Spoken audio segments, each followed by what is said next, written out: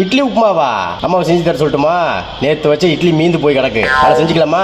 இட்லி உப்புமாங்க நம்மளோட சின்ன வயசுல ரொம்ப ஃபேவரட்னு கூட சொல்லலாம். யாருக்கெல்லாம் இந்த இட்லி உப்புமா ரொம்ப ரொம்ப பிடிக்கும் அப்படிங்கிற விஷயத்த மறக்காம கமெண்ட்ல சொல்லிடுங்க. இந்த இட்லி உப்புமாவை பார்த்ததே உங்களுக்கு பழைய நினைப்புலாம் வந்திருக்கும்னு நினைக்கிறேன். நம்ம ஸ்கூல் டைம்லயும் சரி, காலேஜ் டைம்லயும் சரி, நேத்து செஞ்ச மீந்து போன இட்லி எடுத்து அதை அப்படியே பிச்சு போட்டு இட்லி உப்புமா செஞ்சு சாப்பிடுவோம் பாத்தீங்களா?